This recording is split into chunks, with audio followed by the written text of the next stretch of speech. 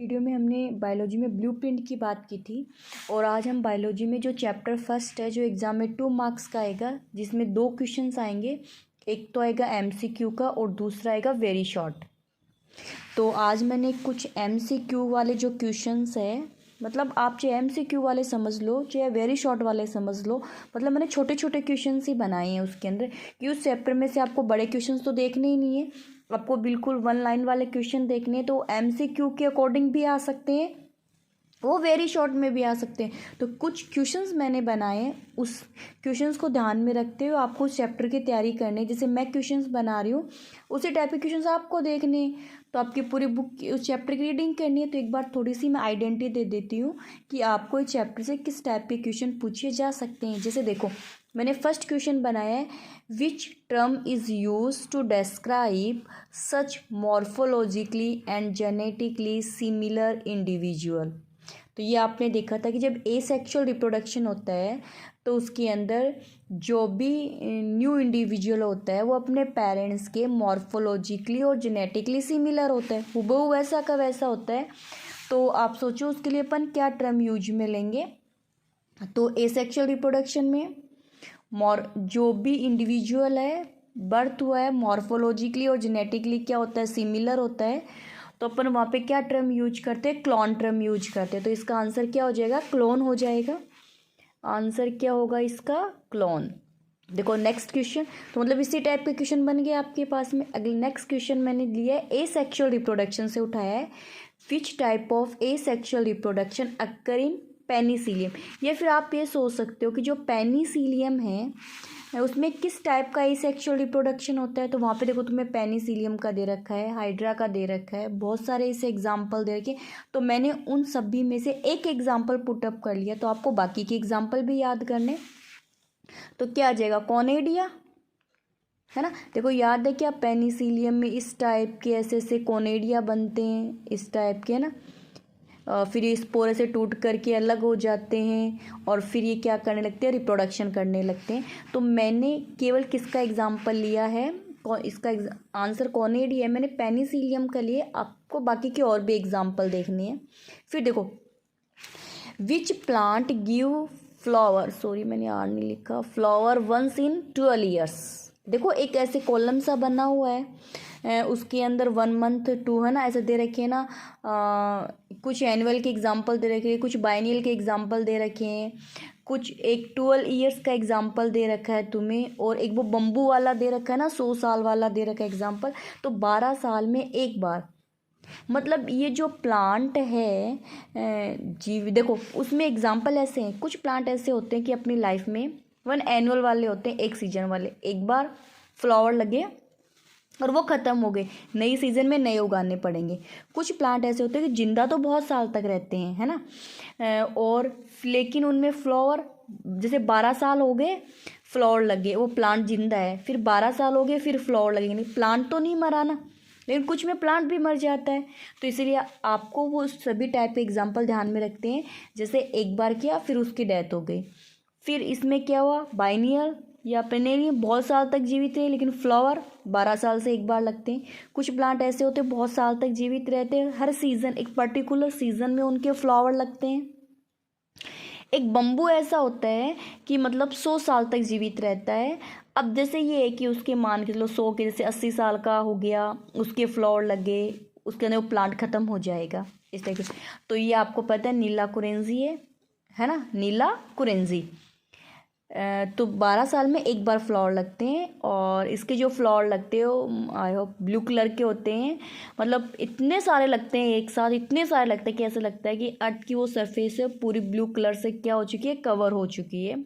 2006 में लगे थे, तो आप ऐसे करके एस्टिमेट निकाल लेना, सब 2006 के थे, उसके बाद देख लेना।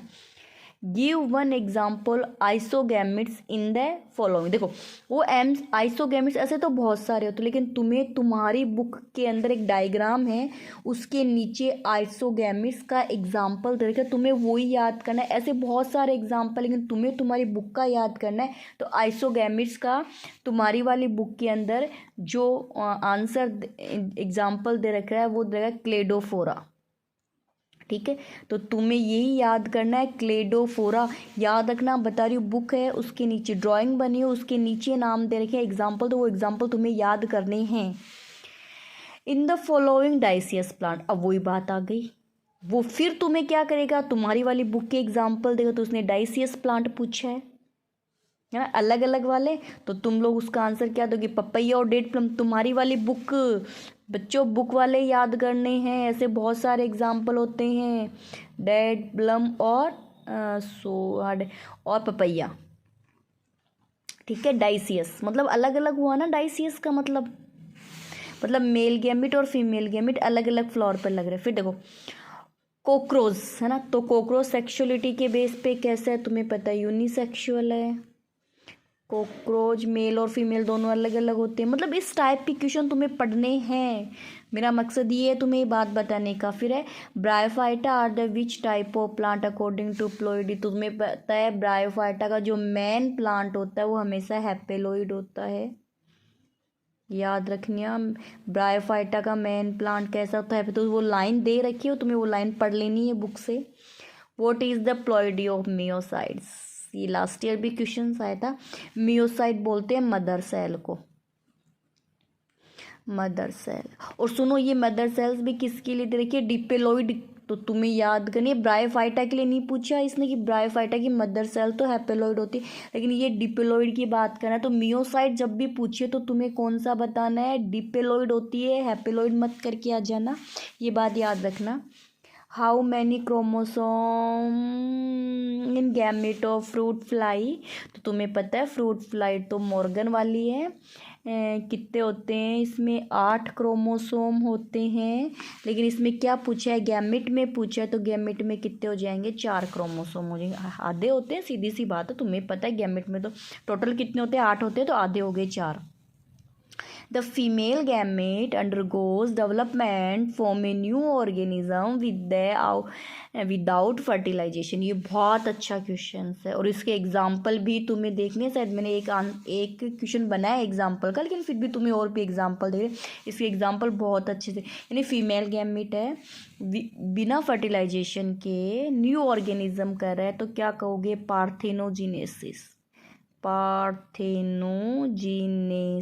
जैसे देखो रोटीफर्स इसका एग्जाम्पल हो जाता है, हनी बी के अंदर जो मेल होता है ना वो इसका, फीमेल इसका एग्जाम्पल नहीं है हनी बी में, हनी बी के अंदर जो मेल होता है वो इसका एग्जाम्पल है। तो ये वाला क्वेश्चन बहुत अच्छा है, पार्थेनोजेनेसिस वाला। देखो रोटीफर आ गया, रोटीफर है ना, तो parthenogenesis. Which embryonal stage is vital link between the one generation to, मतलब सुनो इसका एग्जाम, तुम लोग खुद एक बार सोचो कि इसका आंसर क्या हो सकता है। मतलब कोई एम्ब्रियोनल स्टेज है, तुम्हें एम्ब्रियोनल स्टेज के नाम सब पता होंगे, नहीं पता तो अभी मैं बता दूंगी, उनमें से कौन सा है जो एक जनरेशन को दूसरी जनरेशन से जोड़ता है। आई होप आंसर आ गया होगा, नहीं आया हो तो इसका आंसर कर लेना जाइगोट।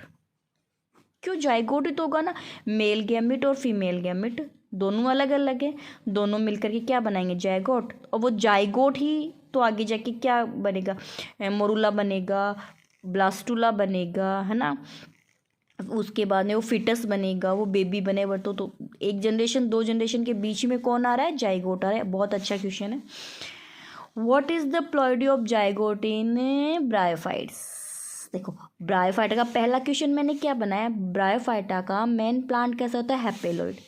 अब मुझे बताओ, अब इसमें जाइगोट की प्लॉइडी क्या होती है, हैपेलोइड होती है कि डिपेलोइड होती है, तो सुनो जाइगोट किसी का भी हो हमेशा डिपेलोइड होगा, क्योंकि देखो इसका जाइगोट कैसा हो जाएगा, डिपेलोइड हो जाएगा। लेकिन ब्रायोफाइटा का जो जाइगोट होता है वो सेल्फ फोटोसिंथेसिस नहीं कर सकता, खुद को स्टेबल नहीं कर सकता, तो इसमें जस्ट कौन सा डिवीजन हो जाएगा, मियोसिस हो जाएगा, और ये हैपेलोइड फॉर्म बना लेगा, और ये इसका क्या हो जाएगा, मेन प्लांट हो जाएगा। आई होप क्लास की बात तुम्हें याद आ गई होगी, याद है, चलो अब बता दिया।